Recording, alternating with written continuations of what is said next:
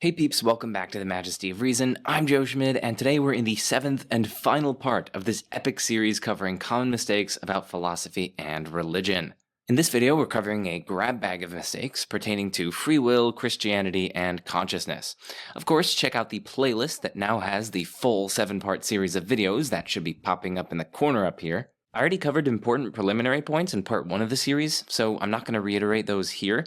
And 2 final notes before we get into the juicy mistakes. First, be sure to check out the resource document for this video linked in the description. And second, I put all the scripts together from all 7 parts of this series into a 140-page book-like PDF, and that ebook of sorts is available to patrons. So if you see value in the work that I do, or just want access to that, please consider becoming a patron. You can find a link to sign up in the description.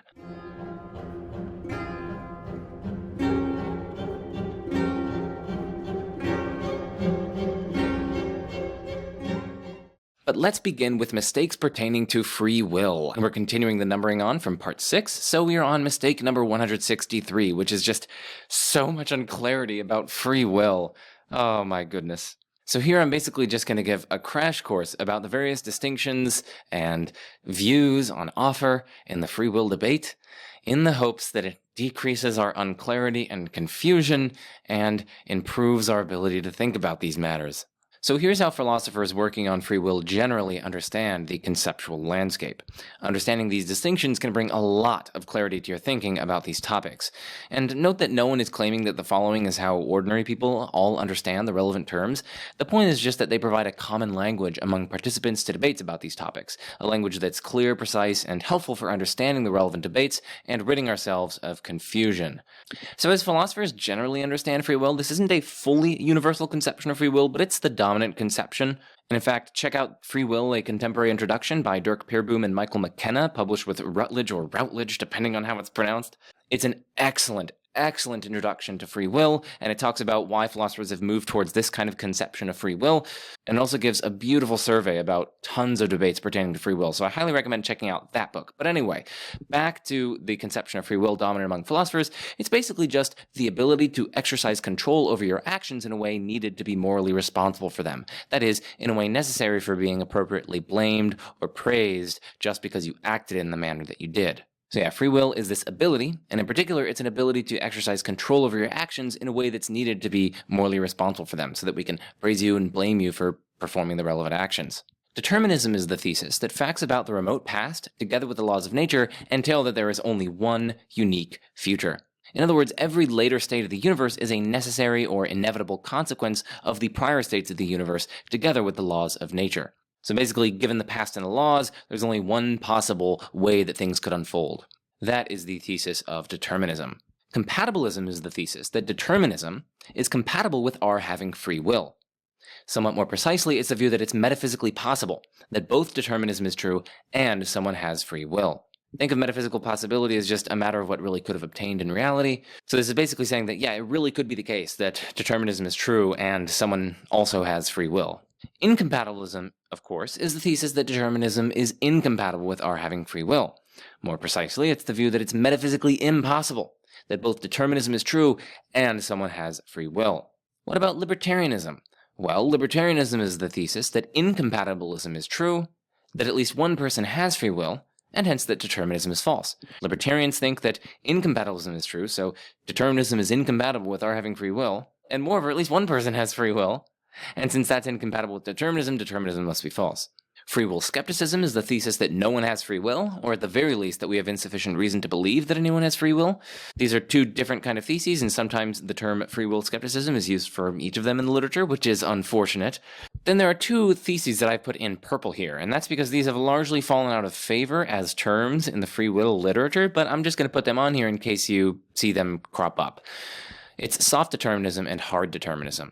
So soft determinism is the thesis that compatibilism is true, and also determinism is true.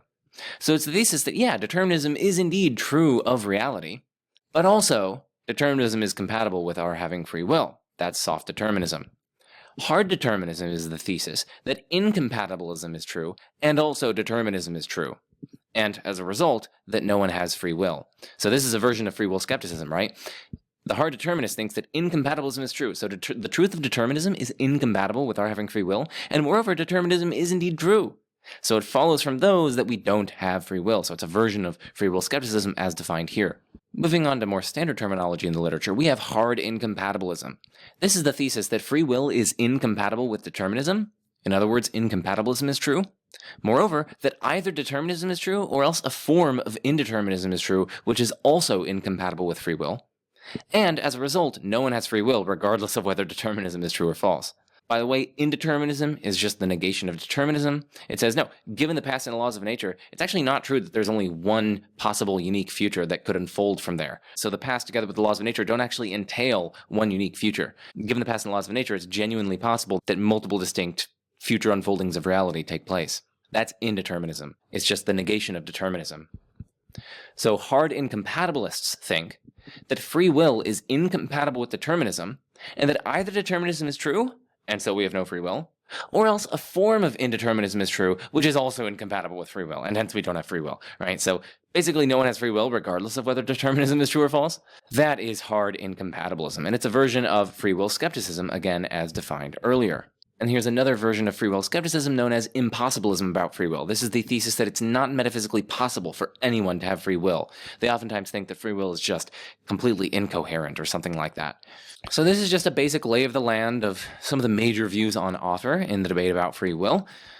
In addition to these basic views, there are at least two different ways to think about free will and about the free acts that are exercises of it. We could even call them different kinds of freedom, and it's an interesting question whether one of them, both of them, or neither of them are required for us to have free will in the sense of the ability to control our actions in a way that's required for moral responsibility. So these two kinds of freedom are called leeway freedom and sourced freedom. So leeway freedom is control over alternative pathways into the future. The future can be pictured as a garden of forking paths. An agent's relation to the future, with leeway freedom, is a function of the leeway they have in taking different courses of action. True, a free agent's future possibilities are not totally unconstrained, right? Like the past and the laws of nature do indeed structure the potential range of possibilities open to the agent. But for an agent with leeway freedom, there is more than one possibility open to them on a given occasion of acting, and the agent has a kind of control over which way within these constraints that they might act. So in short, you can think of leeway freedom as basically the ability to do otherwise. Alternative possibilities for acting are available and are within the agent's power to actualize. In short, on a given occasion of acting, agents with leeway freedom have the power to do each of two or more incompatible courses of action that are genuinely open to them. That is leeway freedom. You have leeway among alternative courses of action. Sourced freedom, by contrast, is a matter of the agent themselves being the source of their actions. The agent is the originator or source or initiator of their actions. It's the agent who brings about their actions and thereby settles their indecision about what to do. And what they do is up to the agent as the source of the action. We can even distinguish here between ultimate sourced freedom and appropriate sourced freedom. In ultimate sourced freedom, the agent is basically like the ultimate source or originator of their actions, in that nothing other than the agent causes the agent to act. The causal buck, as it were, stops with the agent, and nothing apart from the agent brings about the agent's decisions and actions. The agent is then a kind of mini-first cause of sorts. By contrast, appropriate sourced freedom doesn't require the agent to be the ultimate source or originator of their actions. Instead, it only requires the agent to be positioned appropriately in the causal chain leading to action, so as to be appropriately in control of and responsible for that action, even if they aren't the ultimate originator of that action. Like maybe other causes apart from the agent bring about the agent's action by influencing the agent in appropriate ways. For instance, in ways that don't bypass the agent's sensitivity to reasons, in ways that preserve the proper functioning of the agent's faculties, and so on. So yes, leeway freedom is a matter of having alternative courses of action genuinely available to one. Think of the garden of forking paths one genuinely could have done otherwise on any given occasion of acting. That's what leeway freedom consists in, and sourced freedom, by contrast, is a matter of the agent themselves being the source of their actions. What the agent does is up to the agent.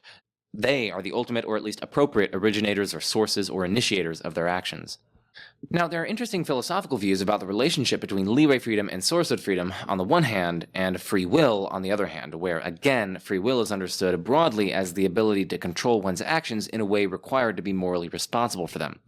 Some philosophers think that sourced freedom, but not leeway freedom, is required for having free will in that sense.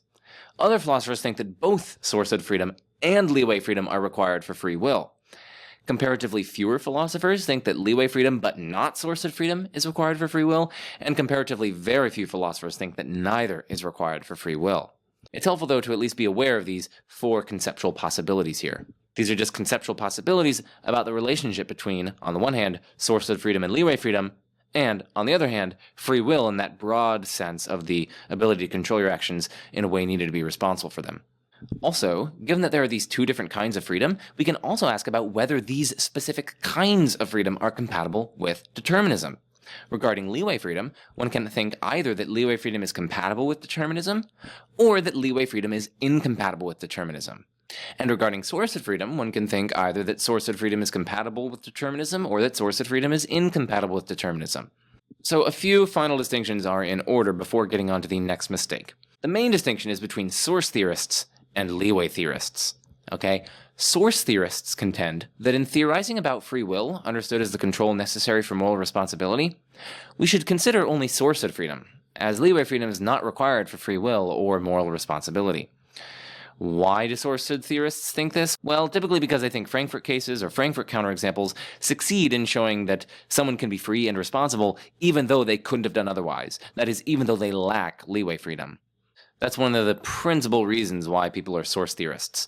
Leeway theorists, by contrast, think that leeway freedom is required for free will, and hence for moral responsibility, given the broad sense of free will articulated earlier. Leeway theorists typically reject that Frankfurt counterexamples show that someone can be free and responsible even though they lack leeway freedom. By the way, if you're curious about what Frankfurt cases are and what they might show, you can see my recent video with Taylor Sear. Now, among source theorists, so people who say that, leeway freedom is not required for free will, and in theorizing about free will, we should attend to sourced freedom, there are source compatibilists and source incompatibilists. Source compatibilists are source theorists who think that sourced freedom is compatible with determinism. By contrast, source incompatibilists are source theorists who think that sourced freedom is incompatible with determinism. So these people think that you don't need leeway in order to have free will in that broad sense. But even still, sourced freedom is not compatible with determinism. We can't have sourced freedom in a deterministic world. And there's an analogous distinction among leeway theorists. So among leeway theorists, there are leeway compatibilists and leeway incompatibilists. Leeway compatibilists are leeway theorists who think that leeway freedom is compatible with determinism. So these people are like, you definitely need leeway or alternative courses of action available to you in order to have free will. But hey, that's compatible with determinism. That's what leeway compatibilists think. By contrast, leeway incompatibilists are leeway theorists who think that leeway freedom is incompatible with determinism. So then we have a 4-part distinction. Source compatibilism says that 1, sourced freedom, but not leeway freedom, is required for free will/moral responsibility, and 2, sourced freedom is compatible with determinism. Among philosophers who fall in this camp are Harry Frankfurt, John Martin Fisher, Mark Revisa, Ishtiaq Haji, Michael McKenna, Carolina Sartorio, Taylor Sear, etc. These people are pretty big in the debate about Frankfurt cases, for instance. Secondly, we have source incompatibilism, which says that 1, sourced freedom but not leeway freedom is required for free will/moral responsibility, and 2, sourced freedom is incompatible with determinism. So people who fall in this camp are philosophers like David Hunt, Dirk Pierboom, Seth Szabo, Eleanor Stump, among others. Then there are leeway compatibilists. These people think that 1, leeway freedom is required for free will/moral responsibility, and 2, leeway freedom is compatible with determinism. Among philosophers who fall in this camp are Dana Nelkin, Kadri Vivalin, Daniel Dennett, Bernard Borofsky, Joseph Campbell, Terry Horgan, among others. And then finally we have leeway incompatibilists. These guys think that leeway freedom is required for free will/moral responsibility, and secondly, leeway freedom is incompatible with determinism. Among the philosophers in this camp are Randolph Clark, Carl Genet, Robert Kane, Peter Van Inwagen, Tim O'Connor, David Whitaker, Justin Capes, Philip Swenson, among others. There are also then at least 2 different kinds of libertarians that we should distinguish. Guys, remember what libertarians say. They say, firstly, incompatibilism is true. So we can't have free will in the sense of the control required in order to be morally responsible. We can't have free will in that sense if determinism is true. The 2 are incompatible.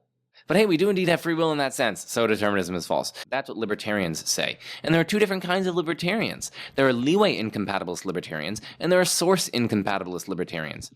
Leeway incompatibilist libertarians say that 1, leeway freedom is required for free will/moral responsibility, right? That's the leeway theory component. 2, leeway freedom is incompatible with determinism. 3, we have free will and are sometimes morally responsible, and so 4, determinism is false. There are also source incompatibilist libertarians. These guys think that 1, source-ed freedom, but not leeway freedom, is required for free will/moral responsibility. That's their source theory. Secondly, source-ed freedom is incompatible with determinism. Thirdly, we have free will and are sometimes morally responsible, and so 4, determinism is false. And note, this is really crucial. Note that source incompatibilist libertarians don't think that we need to be able to do otherwise on a given occasion of acting in order to freely and responsibly act on that occasion. They think determinism threatens freedom not by virtue of removing leeway among alternative courses of action, but instead because determinism removes our status as the appropriate sources of our actions. They often think that if determinism is true, well then we're something like, puppets of prior causes or something like that. Like we're not really the ones pulling the strings. Instead, we're having our strings pulled by factors beyond our control if determinism is true, and so we're not the appropriate sources of our action. And that kind of source of freedom, but not leeway freedom, is required for being free and responsible, and so if determinism is true, we can't be free and responsible. That's what source incompatibilist libertarians are going to say. So my broader point here isn't about the terminology, though. I recognize that this is all a lot of information to people who are not particularly familiar with the free will debate, so I recognize that this is all a lot of information. The broader point isn't about the terminology. It's about being aware of the conceptual landscape, and about how there are different questions and concepts to be disentangled from one another that often get totally muddled together or overlooked entirely. This comes up so often in debates about Molinism, or debates about the problem of evil and the free will defense, and so on. You will not be able to level up philosophically if you don't have these various views and conceptual distinctions in your philosophical toolkit, in your philosophical quiver. That's why this is so utterly crucial. I'm not just trying to bog anyone down with this information or make these hair-splitting distinctions that have no ramifications whatsoever. These things have massive ramifications in debates about, for instance, God's existence, and whether certain versions of the problem of evil work, and whether Molinism is viable, which, for instance, is often used to defend certain Christian doctrines against pretty powerful attacks, and so on. So tons of things are at stake here. God's existence, whether Christianity is true, etc. That's why I think it's so utterly important to be aware of this conceptual landscape. I just give an example here. So for instance, oftentimes people assume that libertarians must accept the principle of alternative possibilities, according to which acting freely and responsibly requires that one has alternative possible courses of action available. It's basically leeway theory that I mentioned earlier. But that is a mistake, right? Libertarians are not committed to the principle of alternative possibilities. They're just not. That's because some libertarians are source incompatibilists. And so they don't think that alternative possible courses of action are required for acting freely and responsibly. Again, these source incompatibilist libertarians think that determinism threatens freedom/moral responsibility not by virtue of removing leeway, but instead by virtue of removing sourcehood. And finally, do not confuse these crucially distinct questions. There are questions about possession, which is like, do we have insert kind of freedom? So there's a question, do we have free will in the sense of the ability to control our actions in a way required for moral responsibility? Then there's the separate question, do we have leeway freedom specifically? Then there's the further question, do we have source-ed freedom specifically? So these are just questions about possession. Do we possess the relevant kind of freedom? Okay? That's one kind of question that you can ask in the free will debate. Just do we even have the relevant kind of freedom? Then there are questions pertaining to compatibility. Is the relevant kind of freedom compatible with determinism? So we have three questions here. Is free will in that general sense compatible with determinism? Is leeway freedom specifically compatible with determinism? And is source-ed freedom specifically compatible with determinism? These are three separate questions that all fall under the compatibility question banner. These are all questions about whether or not a certain kind of freedom is compatible with determinism. Notice that no one here is asking whether or not we even have free will. You can think that free will is compatible with determinism and nevertheless think that we don't have free will. And you can also think that free will is compatible with determinism and think that we do have free will. So don't confuse possession questions with compatibility questions. And don't confuse either with required for free will questions. We can ask, is leeway freedom required for having free will or being morally responsible? Is source-ed freedom required for having free will/being morally responsible? And finally, we have determinism and indeterminism questions. We can ask, is determinism true, right? Earlier we were just asking whether or not free will is compatible with determinism, but it could be compatible with determinism even if determinism is false, and it could also be compatible even if determinism is true. And it can also be incompatible whether or not determinism is true or false. So again, these questions cross-cut one another. So down here, we're just asking whether or not determinism and indeterminism are true or false. So is determinism true or is indeterminism true? And then we should also ask whether or not indeterminism is compatible with free will. Like, would indeterminism threaten our having free will, or our having leeway freedom, or our having sourced freedom? As you can see, there are lots of important and importantly distinct questions here. And that concludes my mistake number 163 on so much unclarity about free will. Try to hammer these in your mind, bang them in there like I did with your mother last night. Okay, this is something that I really hope will kind of conceptually empower you. Okay, on mistake number 164, which is saying that leeway freedom, in particular the ability to freely choose to reject someone, is required for genuinely loving that person. I've seen, like, Frank Turek say these sorts of things, like, we need to be able to freely reject God in particular in order to be able to genuinely love God. And it just seems so implausible, this claim, because you're going to have to, like, at least under Christianity, because you're going to have to say goodbye to, for instance, members of the Trinity having genuine love for one another. It's not like the Father could fail to love the Son, like, there's a possibility, like, it really could have been the case that the Father just, like, hates the Son, or is just, like, ignorant of the Son, or, like, just doesn't even give a crap about the Son. Like, no. Instead, the Father necessarily loves the Son necessarily loves the Father. So the Father and the Son don't have leeway freedom with respect to, like, loving one another, but that doesn't mean that they can't love one another. They still have genuine love for one another. So it's just ludicrous, I think, for a Christian to claim that the ability to freely choose to reject someone or to freely choose not to love them is, like, required in order to have a kind of genuine love between them. Like, what? Also, as I say here, like, even if certain mothers are, for instance, biologically or psychologically hardwired to care for or love their children, that doesn't mean that their care or love isn't, like, genuine love. It doesn't mean that it's not, like, real love. It doesn't mean that it's a valueless love. Like, it can still be totally, truly very valuable and so on. So anyway, I couldn't resist putting in a Frank Turek mistake because, basically everything he says is a mistake.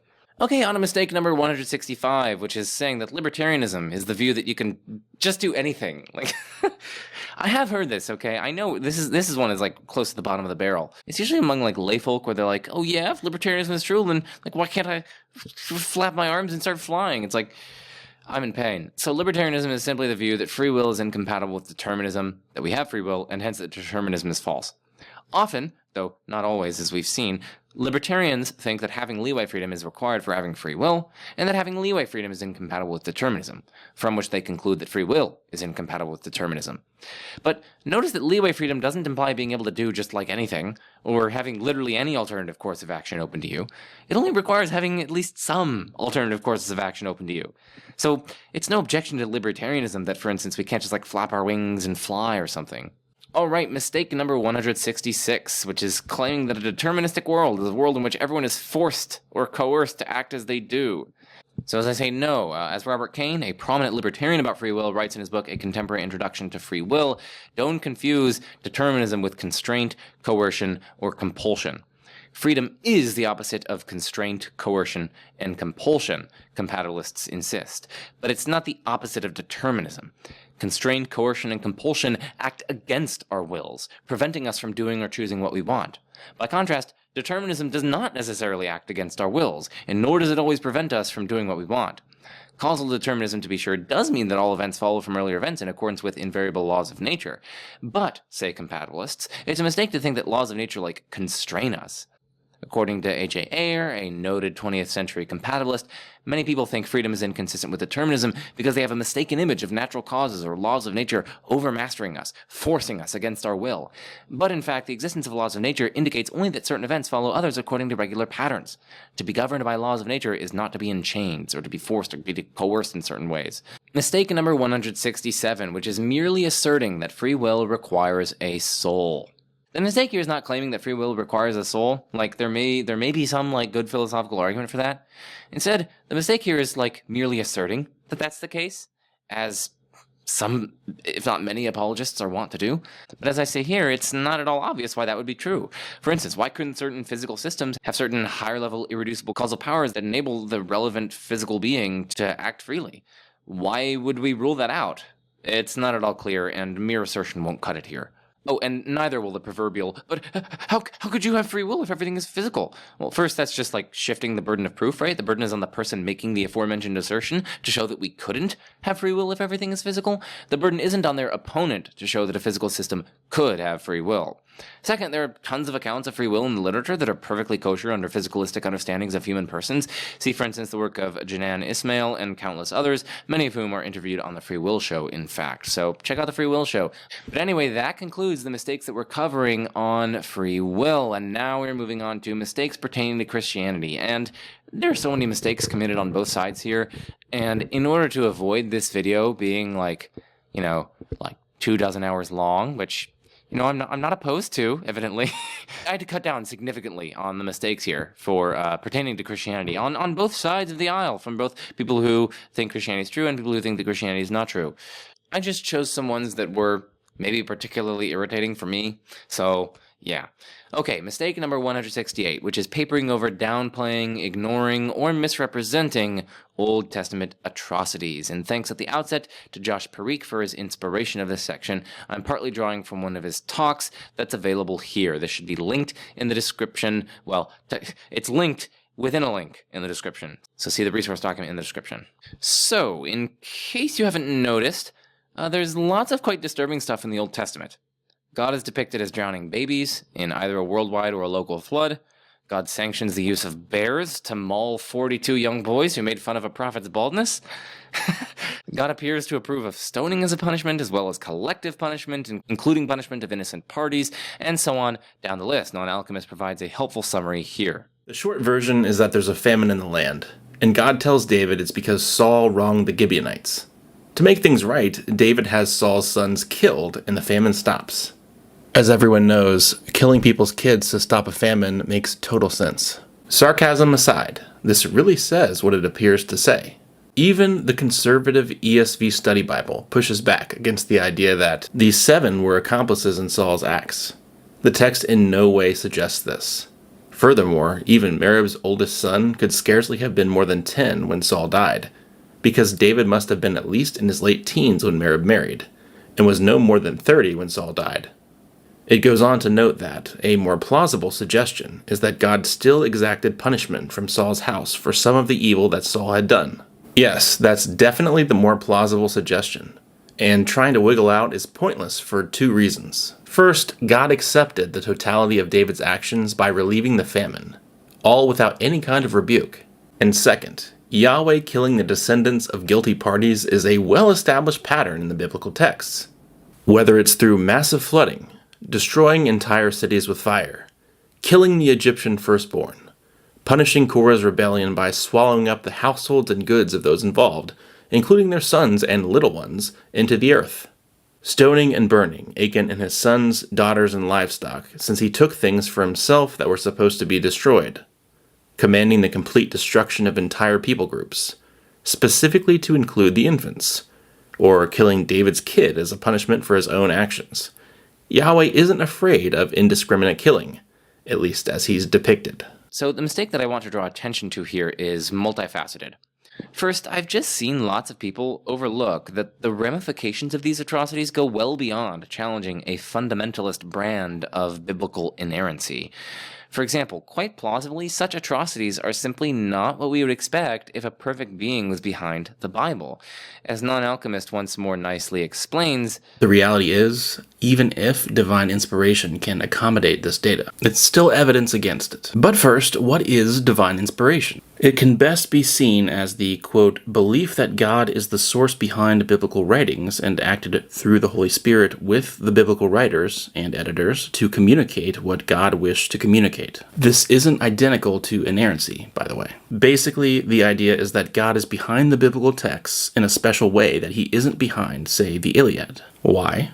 Because the third person of the Trinity worked through and with the writers to ensure that the Bible took the shape that God ultimately wanted it to take. Christians have been at pains to show that this need not mean it happened in a mechanistic way that flattened the author's unique personalities, removed their free will, however conceived, etc. But most will adamantly deny that God stood back and let humans write his book without direct divine influence along the way. Such influence is understood to be immediate and present through the process of the writing itself. This definition comes from a Protestant theological dictionary, but is in accordance with church tradition. As the Catechism of the Catholic Church explains, quote, sacred tradition and sacred scripture, then, are bound closely together and communicate one with the other. For both of them flowing out from the same divine wellspring, come together in some fashion to form one thing and move towards the same goal. Sacred Scripture is the speech of God as it is put down in writing under the breath of the Holy Spirit." Unquote. And now it seems completely unexpected on such a hypothesis that this being would allow depictions of him acting profoundly immorally, and in such ways that are radically different from how he actually is, to make it into his special book, especially knowing how much needless confusion and suffering this would cause. But now consider the hypothesis that the Bible,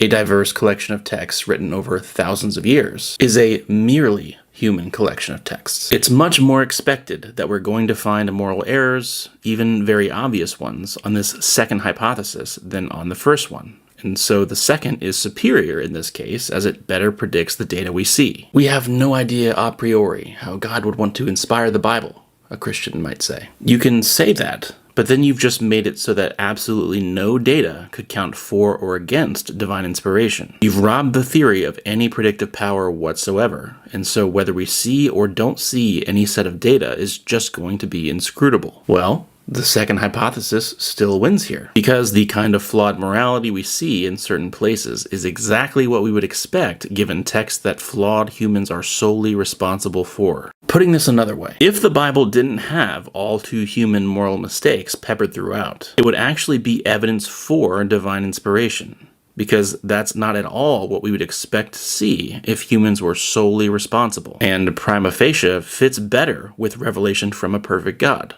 What's more, widespread moral error in the Bible also might undermine certain conservative ethical views whose main or only justification derives from biblical, especially Old Testament, witness.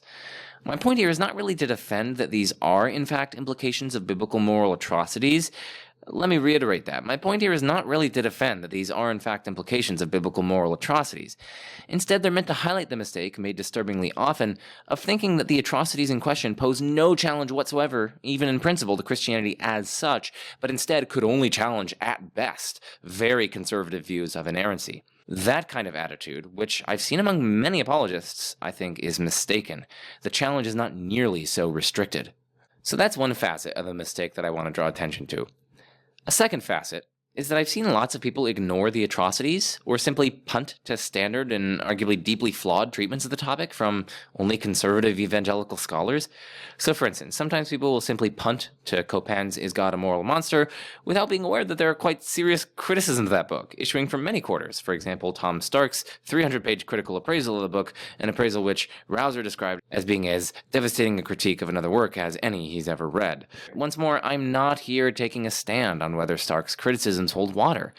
My point is that when confronted with these deeply challenging and seemingly morally abhorrent elements of the Bible, it seems intellectually irresponsible, at least to me, to merely punt to standard conservative evangelical treatments of the topic that are very narrow, unrepresentative of scholarship at large, and widely criticized for problematic assumptions, problematic methodology, and insufficient engagement with broader scholarship, like the work of Joel Baden, Christopher Rolston, Susan Niditch, Marcus V. Brettler, John Levinson, and countless other relevant scholarship, and scholars that I am apt to mispronounce the names of. Right, some people who are super into this scholarship are like, I mispronounced the name. Oh, what a plebeian. Yes, indeed.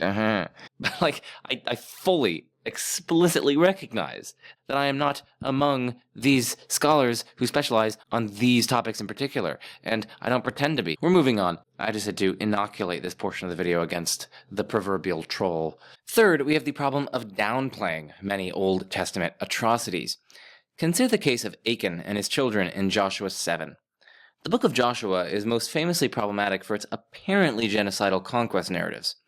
The stoning of Achan's family is comparatively under-discussed. Straight after the divine victory at Jericho in Joshua 6, Joshua 7 sees Israel lose a battle to Ai with 36 men killed. God says that Israel have transgressed the covenant for stealing some of the devoted things.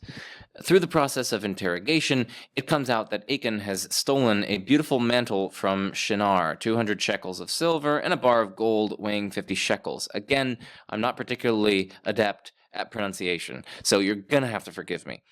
For this sin, Achan and all that belongs to him, including his sons and daughters, are stoned to death or burned alive, a mini harem in the words of scholar Joel Baden. As a result of this punishment, God stops being angry with Israel, so clearly Yahweh is pleased with what happened here. The moral problems here are numerous. Stoning is horrible and clearly disproportionate. As Rauther notes, there are few more vicious ways to die than to be pelted to death with rocks. But it's not just Achan who's stoned to death, but also his sons and daughters with his oxen, donkeys, and sheep. The text explicitly says multiple times that it is only Achan who sinned, and yet the whole family and animals are put to death. The narrative justification is clear. In Joshua 7:15, all that belongs to the condemned person is to be put to death, and so as Achan's sons and daughters are listed alongside the rest of his belongings, they are also to be destroyed. In the passage, the sons and daughters are treated more as belongings of the patriarchal head of the household rather than as individuals. This collective punishment is morally heinous, particularly when this is stoning, remembering how nasty stoning is. And of course, before you say, well, but you can't claim this if atheism is true, I've already addressed that in part 4 of this Common Mistakes series, but in short, here are 4 rejoinders, and you can see part 4 for elaborations on these. First, I can grant God's existence in making this criticism here. After all, we're looking at potential difficulties with biblical Christianity, not theism, and so generic theists can run these criticisms with ease. Secondly, the criticism can be run as an internal or at least partly internal critique, pointing out that the theist grants that our moral intuitions are reliable guides to moral reality, and that some of our strongest and most basic moral intuitions scream against the atrocities being depicted in the Old Testament. And hence the point here is that the theist is the one faced with an internal tension. The person making the criticism doesn't actually need to commit to the claim that these are indeed morally heinous, they just need to say, well, conditional on theism, and so our moral intuitions being reliable guides to moral reality, they are indeed going to be pretty heinous. So the biblical theist in particular has an internal tension among their beliefs. Thirdly, the criticism can be run without committing to any moral facts whatsoever, but instead using our concept of perfection. In particular, we can simply argue that these actions, like collective punishment, sanctioning stoning, drowning babies, are simply not what we would expect a perfect being to do, given our concept of perfection. And fourthly, in any case, there can easily be objective moral facts under atheism. There are literally dozens of coherent non-theistic meta-ethical moral realist theories, of which apologists and those annoying YouTube commenters are hopelessly unaware. Okay, so anyway, those are 4 responses to that, but you can't claim this if atheism is true. So yes, back to the text. This collective punishment is morally heinous, particularly when this is stoning, remembering how nasty stoning is. But it also shows the Bible is notoriously inconsistent, as Kugel describes, demonstrating transparent theological diversity. Copan will reference passages like Ezekiel and Deuteronomy, which condemn collective punishment, but lots of scholars believe this is a later development, and Kugel lays out many contrary passages. The Egyptian firstborns die for Pharaoh's sin. David's son dies for his adultery. The iniquity of the parents is visited upon the children to the 3rd and the 4th generation. Copan hints at a feeble possibility that perhaps Joshua's sons and daughters were punished because they were complicit in the subterfuge, but gives no textual warrant for this. It also stretches the imagination to believe that oxen, sheep, and donkey were also complicit. Indeed, the logic of the passage fundamentally contradicts Copan's individualist model of punishment. Instead, the model is much more collectivist throughout. At the beginning of Joshua 7, all Israel lose a war because of the sin of one man, and 36 are killed. Then God specifies that Israel has transgressed the covenant. The search for the perpetrator begins, and is narrowed down to Achan as transgressor. Everything brought with him is required to be destroyed, and all Israel participates in the destruction. To quote James Kugel, the narrator assumes that Achan's offspring and possessions are an extension of his own person, as if they're not individuals in our sense, but expressions of a single collective existence. Here's another example of downplaying atrocities.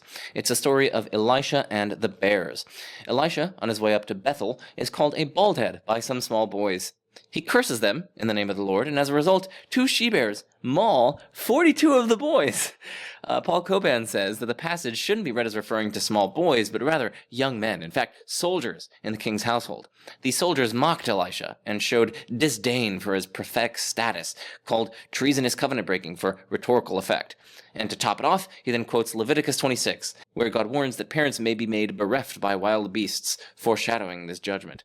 But first, Bible translations tend to disagree with Copan's claim. Their large team of scholars don't translate this as young men, but small boys.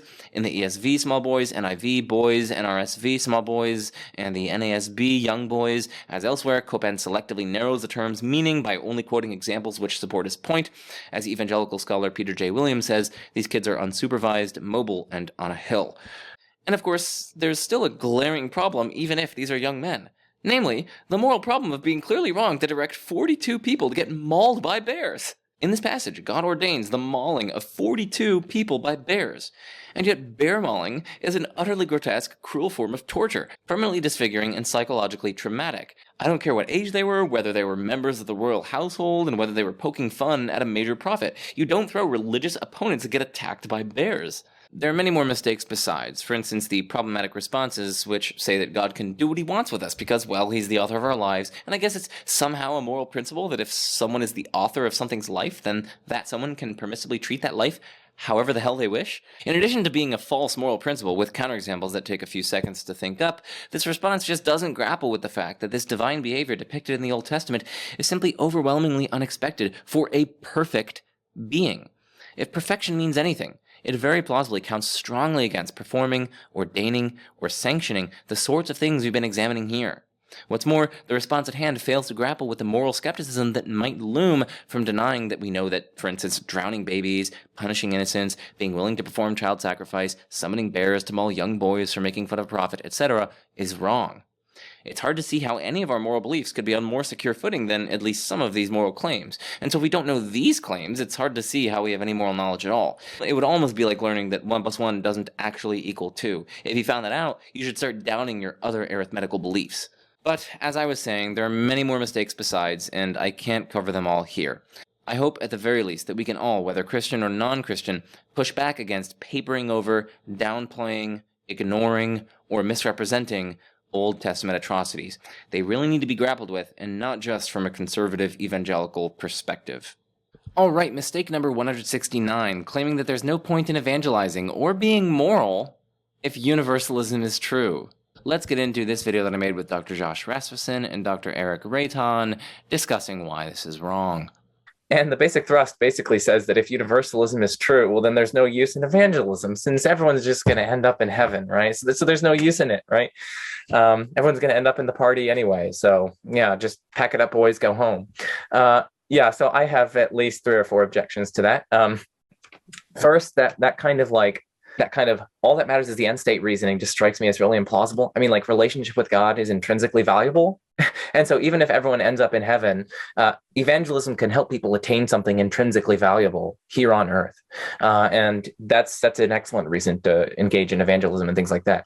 Second response is that by engaging in evangelism, you can shorten and mitigate the finite punishment that people experience in hell, right? You remember, universalists don't deny the existence of hell, or they needn't deny the existence of hell. They just reject that it's everlasting for some individuals, or for any individuals. So by engaging in this sort of evangelism and helping people repent of their sins in the earthly life and helping them become in a relationship with God, right? They're mitigating and shortening the punishment that they will receive in the finite hell after death, right? So as Josh kind of adds in here, there's value in preventing unnecessary suffering, right?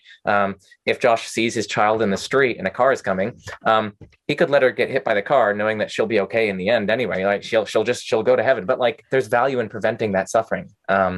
So that's the second response. A third response is that one's earthly relationship with and belief in God can actually affect and improve one's heavenly relationship with God. One of my moral theology teachers, this is like an upper level moral theology class, talked about this kind of container analogy. So our teacher imagined that each person has like a container for their heavenly bliss. That's like they could be perfectly fulfilled in heaven, which is like their container being perfectly filled with water. But like, different people might have different sizes of containers, right?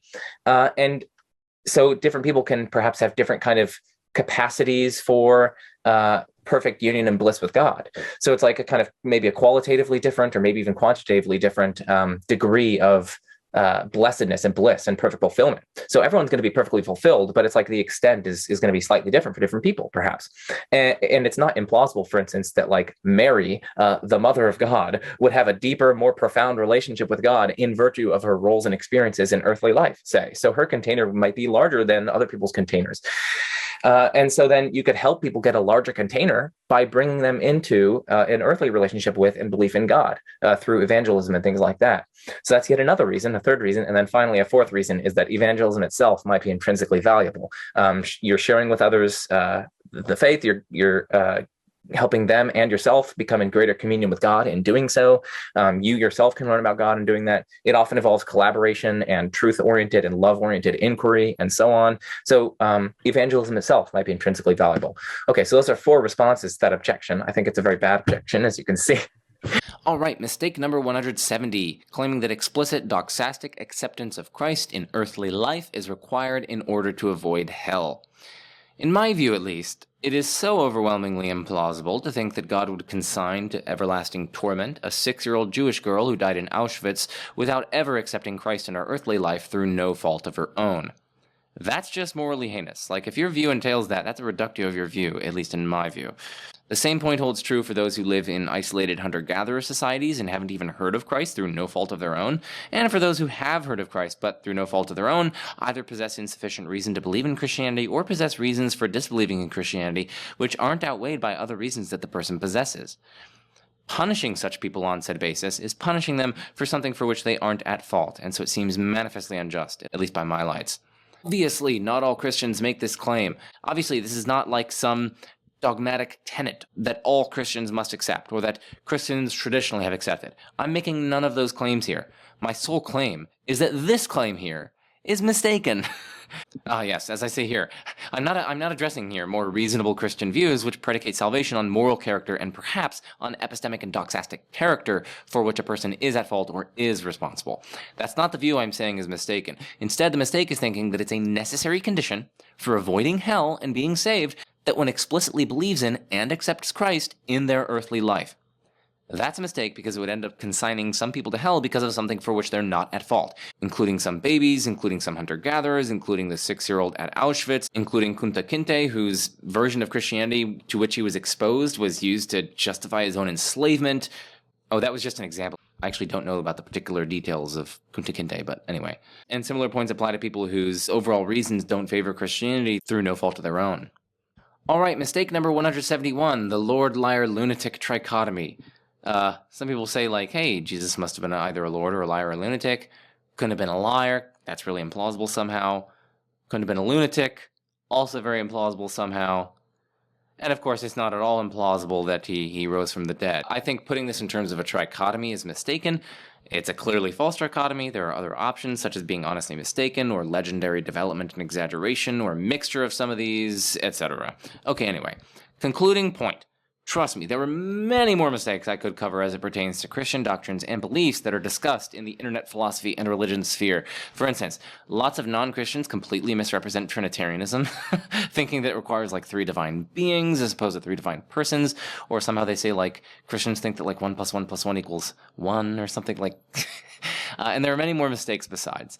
For purposes of space, I only chose these 4 mistakes above to cover, and they're ones that, like, you know, are particularly frustrating to me. So, for now, we need to move on to mistakes pertaining to consciousness. So, mistake number 172, responding to religious experience arguments by pointing to religious experience's neurological basis. The problem here is that there's a neurological basis to all of our experiences, so if that alone is enough to defeat the evidential force that those experiences carry, well then, say goodbye to your perceptual beliefs. Of course, there may be some other feature of religious experiences which undermines their evidential force, but merely having a neurological basis alone isn't one of them. Mistake number 173, merely asserting that souls require God. Again, there may be some kind of complicated argument for why souls require God, but so many people just flatly assert this, and I think it's partly because they commit other mistakes we've already made, like thinking that atheism is equivalent to or entails materialism or physicalism or something like that. It just doesn't, and you only reveal yourself as an F-tier apologist if you think it does. F-tier, of course, for Frank Turek-tier. But the broader point here is that this simply cannot be asserted. Some sort of argument is needed, as it's not at all clear why souls would literally require God. Like, it's impossible in principle for there to be souls if God doesn't exist. And in fact, as I say here, it seems plausible to me that souls wouldn't require God. I can easily imagine that, for instance, souls are just non-physical entities that emerge from the brain. Emergent to substance dualism is defended by lots of contemporary dualists, and one doesn't need God to create the souls. Brains do that, and brains at least don't seem to need God to create them. So in short, anyone claiming souls require God needs to give an argument for that claim, one that doesn't treat atheism as equivalent to materialism or physicalism. So again, I'm not saying here that it is mistaken to claim that souls require God. The mistake here is merely asserting that souls require God. On to mistake number 174. Well, how can mind come from mindless matter, huh? It's an interesting and potentially fruitful question. But I've seen people treat the question, or else someone's inability to answer the question, as some sort of slam dunk case for thinking mind cannot come from mindless matter, but that's wrong-headed, and I think there are 3 points to make here. First, asking the question and even being unable to answer the question doesn't amount to giving an argument that minds couldn't possibly come from non-minds. If you want to claim that minds cannot come from non-minded things, then the burden is on you to justify that. The burden isn't on others to positively show how minds could come from non-minds. You are the one who needs to positively show that they can't, and the mere fact that we don't know how minds could come from non-minds does not provide sufficient positive grounds for concluding that minds couldn't come from non-minds. In short, don't shift the burden of proof onto the non-theist. If the theist wants to run this style of argument, the burden is on them to show that minds couldn't come from non-minds. The burden is not on the non-theist to show how minds could come from non-minds.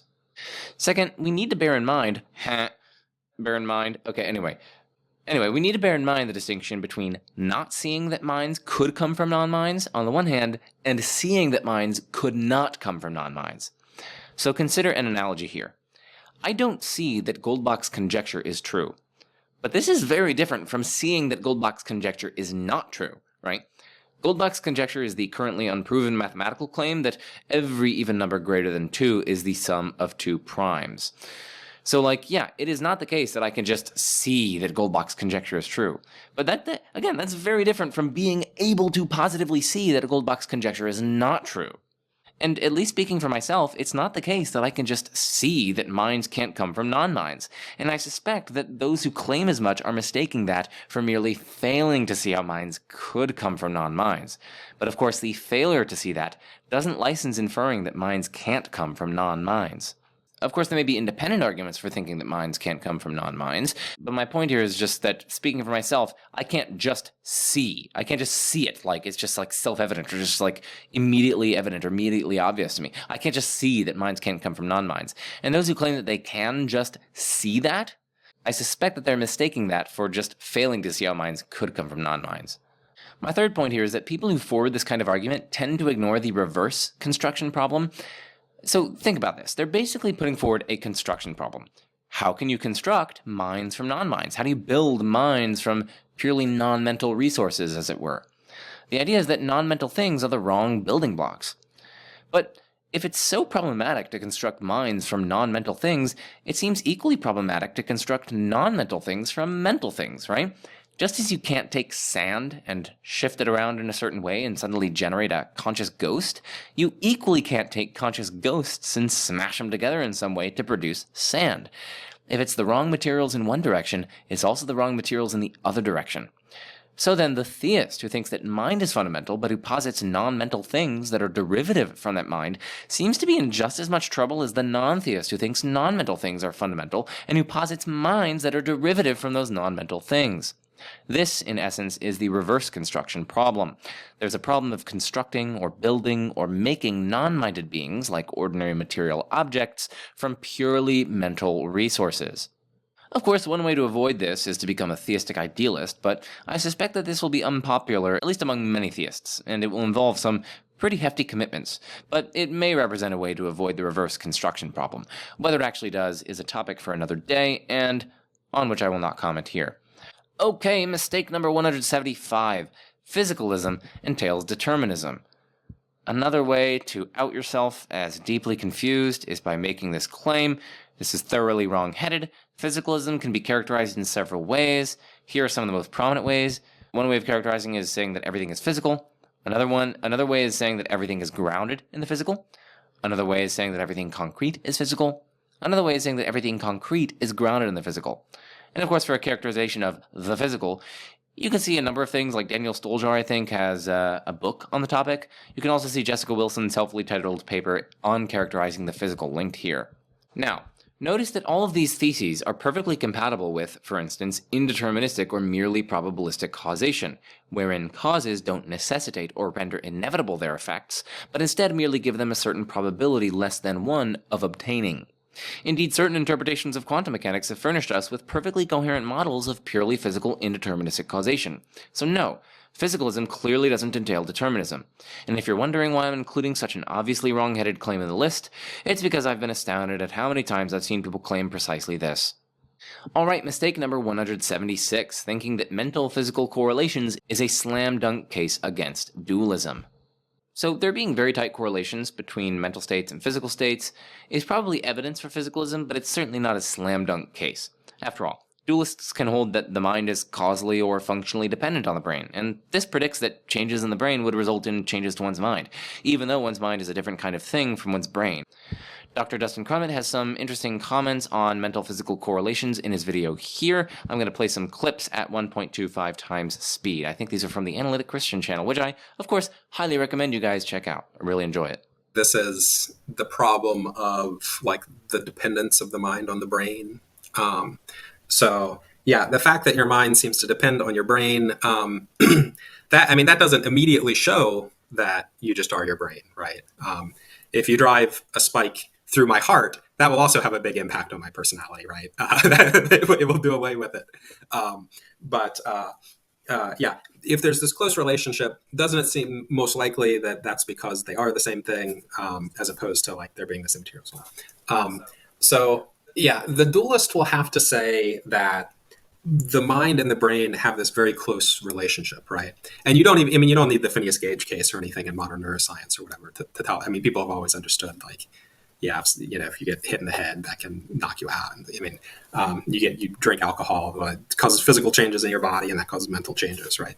The dualist will have to say there's some very close relationship between your soul and your brain, such that, like, in some sense, your brain like performs a lot of your mental operations, or it has some sort of causal impact on your soul in such a way that changes to your brain affect your soul, affect your mind. Destroying your brain takes away your consciousness, even if your soul continues to exist. Changing your brain a lot can change your personality, change your mental life.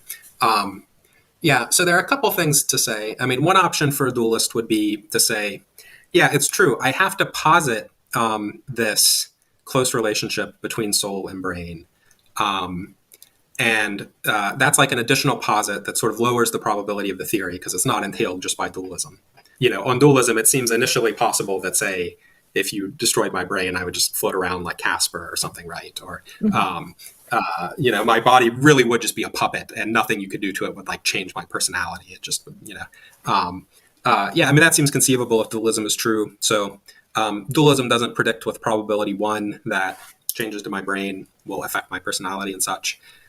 Arguably, physicalism does. So like Bayesianism, that's some evidence for physicalism. One evidence for the dualist would be to say, yeah, fair enough. That's some evidence for physicalism. And I think that there are other reasons that are stronger to be a dualist. Some dualists have tried to give versions of dualism that they think like do a better job of predicting the dependence relation. So people like William Hasker defend emergent dualism, where the thought is the mind is this separate mental substance, but it's somehow generated or caused to exist by the physical. And they think, and presumably, I guess they're thinking that kind of makes it seem more likely that big changes to the physical will result in big changes to the soul. Mm-hmm. Another possibility, so I was thinking about this the other day after you asked me this question.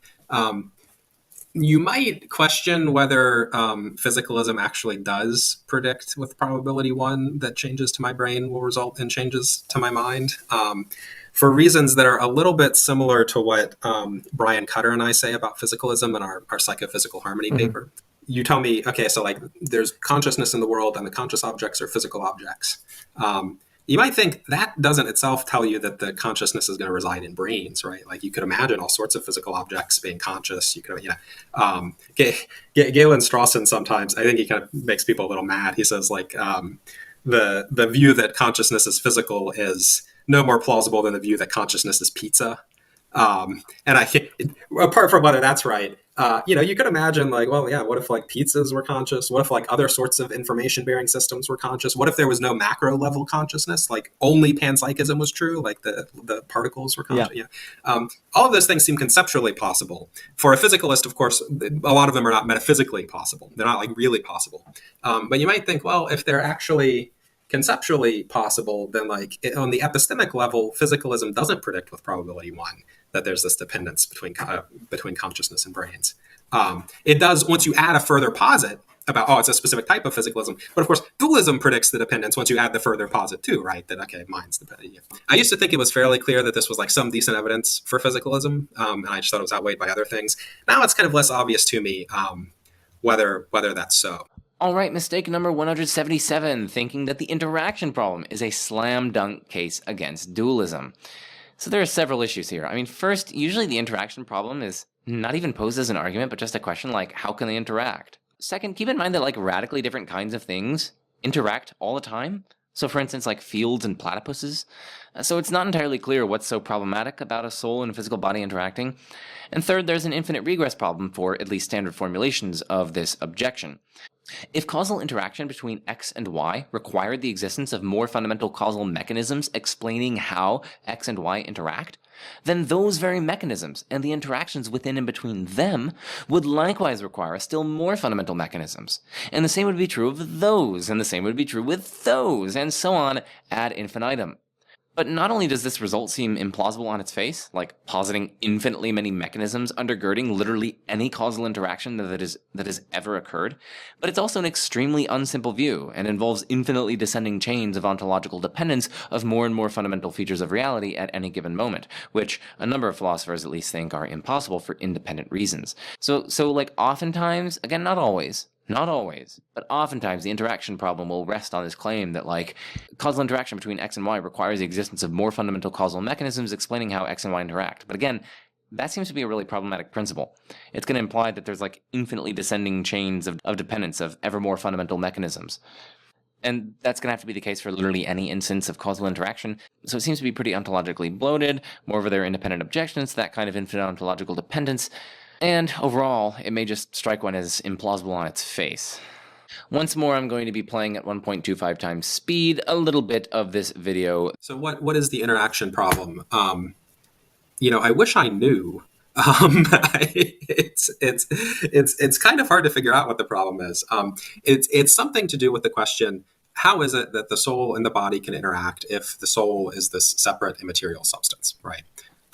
But like, okay, so that's a question. What is the problem, right? I mean, how does anything interact, right? Like, what's the problem? I think, on my view, originally it was quite clear what the problem was when it was first formulated, and nowadays, in light of modern science and philosophical developments, it's much less clear. So maybe I'll say what I think the problem originally was and why that's no longer a problem, and then I'll say how you might try to reformulate it, right?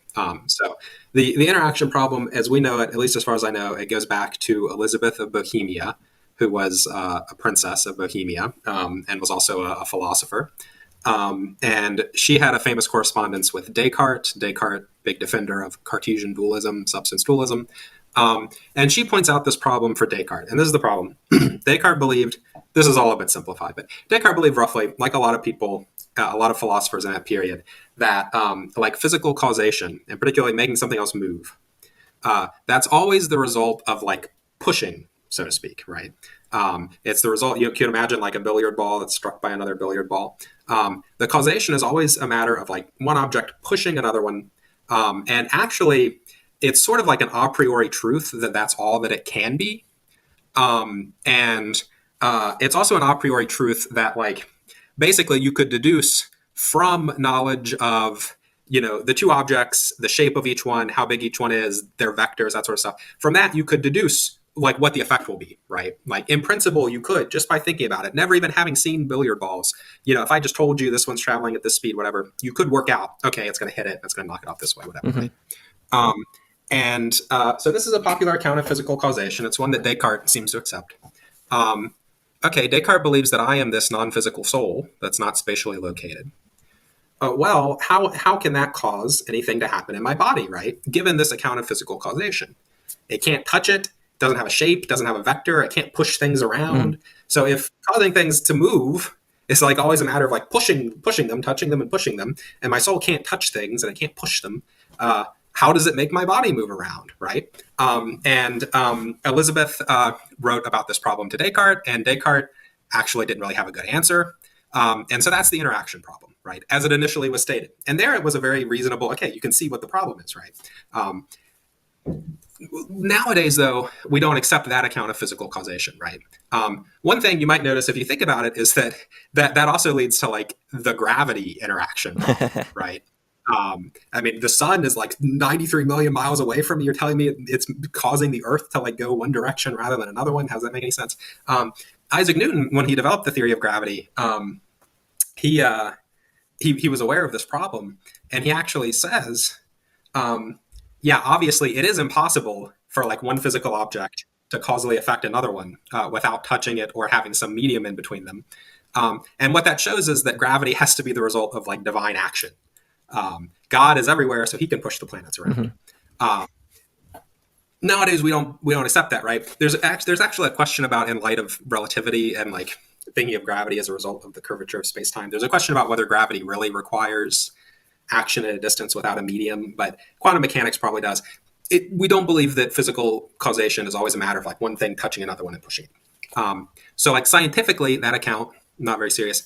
And then philosophically, Hume came along and he said, well, like, wait a minute, could you actually a priori deduce what is going to happen when the one billiard ball hit the other? I mean, you've seen it happen a bunch, so you know what will happen. Mm-hmm. And that makes you feel like you could deduce it a priori. That makes you feel like there's some metaphysical necessity here. But like, if you had never seen it happen before, wouldn't it be just as conceivable that like they just pass through each other, or like the one just stops when it touches the other one, or like they both vanish? You know, I mean, anything could happen, right? It just seems like it has to happen this way because we've seen it so much. So Hume says, like, wait a minute, what is causation? Like the one thing making another thing happen, what is that? How does it do that? What we in fact see are like constant conjunctions. We see one thing happens and another one happens.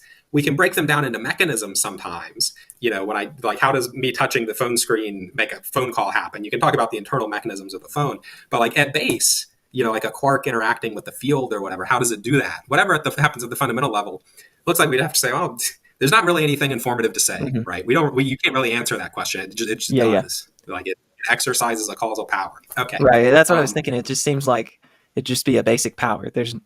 It's not reducible to anything else. It just seems like that's the way it is. Yeah. Yeah. So it looks like we grant that like action can happen without things touching each other. We grant that causation actually is kind of obscure, that at some point you can't really answer the how question. Well, now what is the problem with the soul interacting with the body, right? We agree it doesn't have to touch it. We agree maybe it just acts via a basic power, right?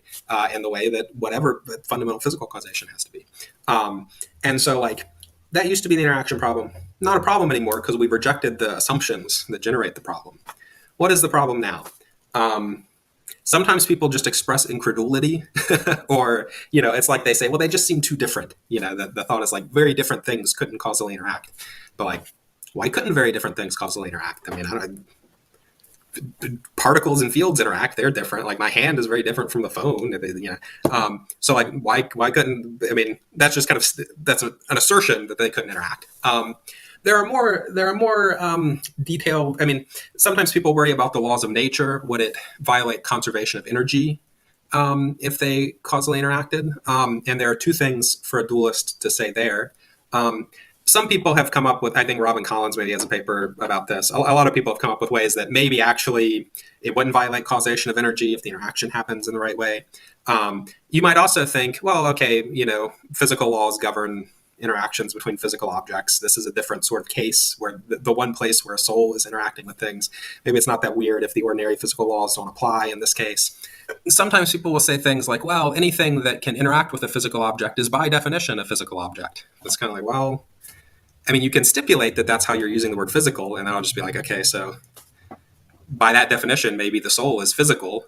It's just this very odd physical thing that's an essentially simple mental substance that you know. So it's quite difficult. It's quite difficult to like really generate a worrisome version of the problem, to my mind. The most serious attempt is probably from Jae-Kwon Kim. He wrote about what he calls the pairing problem. Josh Rasmussen and Andrew Bailey and who else? Luke Van Horn. Yeah, that's right. Yeah. They have a paper responding to that. That's I think it's called. Is it called No Pairing Problem? It's called No Pairing Problem. Yeah.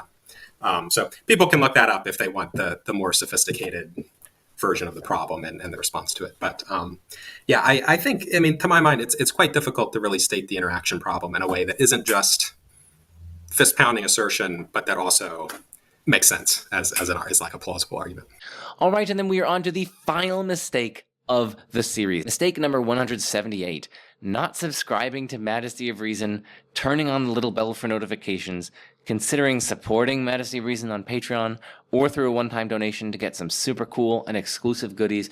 This is probably like the biggest mistake out of the entire list of mistakes, to be honest. And I see so many people commit this mistake, from theists to atheists to agnostics. As I say here, without a doubt, this is the biggest mistake of the bunch. So, there you have it. 178 mistakes. And some of them had like sub-mistakes and sub-mistakes. Boy, oh boy, did this take a lot of effort and time to produce. All scripts are available for patrons, and again, I've collected them all together in PDF form, kind of like an ebook, and I've made this ebook available to patrons. It's literally 140 pages long, and that does not include like the resource documents that I link in each description of the videos. So if you don't commit mistake number 178, then you'll have access to that, and lots of other extremely cool goodies. Anyway, much love to all my existing patrons. Thanks for even considering all this, and thanks for sticking it through the series. I hope it helped sharpen your philosophical toolkit, equip you with resources, both like papers and videos and books and whatnot to look into, but also like conceptual resources to just help you guys get better at philosophy and thinking and reasoning. That's the whole purpose of this series. It's the whole purpose of my channel. Anyway, what better way to end is there than I'm Joe Schmid, this is The Majesty of Reason, and peace out.